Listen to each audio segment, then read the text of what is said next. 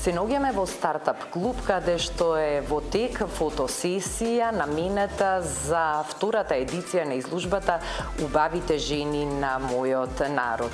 Ова убава уметничка мултимедијална изложба е иницијатива на нашиот талентиран уметник Славчо Максимовски, кој потекнува од Тетово, но живее и работи во Љубљана, Словенија. А за потребите на фотосесијата деновиве е во Македонија. Ние искористивме можноста да позборуваме со него за целата идеја околу изложбата, која што ја одушеви публиката есента 2022, кога има можност да ги видат првите 29 избранички кои што се најдоа на овие уметнички фотографии. Пред се еден поздрав за оваа убава иницијатива што ја правите и еве, како што најавив, во теке вториот дел од изложбата. Во теке втората едиција на Убавите жени на мојот народ, на моје огромно задоволство и на задоволство на останатите членови од тимот со кој што заедно го работиме овој проект. Тоа е Ред Централ продукција од Тетово и мислам дека, како што очекувано, имаше огромен успех во првата едиција. Се надевам дека и втората едиција ќе има уште поголем успех, благодарение на сите убави жени кои што прифатија да бидат дел од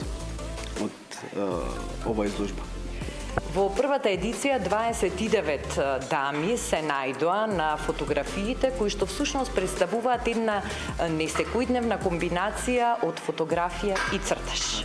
Да ни кажете нешто повеќе за тој уникатен спој.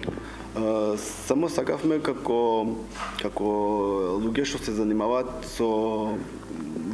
со визуелна уметност да споиме и класична фотографија и визуелна уметност, односно цртеж, така да мислам ова е една убава комбинација на две работи кои што може да се спојат во едно и да изгледа така симпатично како што беше и во овој случај.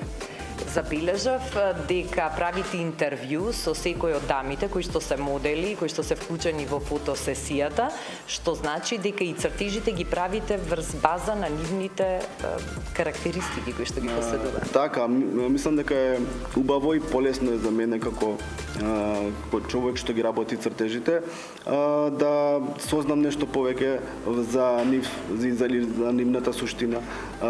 Така да правиме едно кратко интервју со некои кратки прашања кои што за мене се важни и како една појдовна точка за тој цртеж да се случи и да биде дополнување на таа приказна. Кажавте дека песната Убавите жени на мојот народ од Блаже Куневски всушност беше она почетна инспирација што ви даде насока за овој убав мултимедијален настан, односно изложба. Така. Блаже Куневски, а и сите македонски книжевници, да кажам и писатели, секако се една убава инспирација за секој што твори на било каков начин и мислам дека треба достојно да ги почитуваме и во иднина да ги споменуваме и почитуваме на различни начини. Така да секако една од многуте негови убави песни кои што јас ја искористив на свој начин и мислам дека е еден убав наслов за еден ваков проект. Минатата, односно првата изложба, беше поставена во културно-информативниот центар. На оваа изложба присуствуваа дел од дамите што беа фотографирани, насликани, но и многу други луѓе кои што беа љубопитни и сакаат да ги видат вашите дела. Колку сте задоволен вие од тој прв дел, од тој прв едиторијал? Така. Јас, а и мојата екипа од продукцијата се многу задоволни и од сите медиуми и од целата публика која што ја виде оваа изложба. Мислам дека заслужуваше оваа изложба да биде видена, заслужуваат сите жени да им покажеме на секогаш поголема почит. Значи, нашата првична идеја беше да се покаже почит кон македонската жена, затоа што македонската жена е еден символ на истрајност, на храброст, на непокор, на гордост.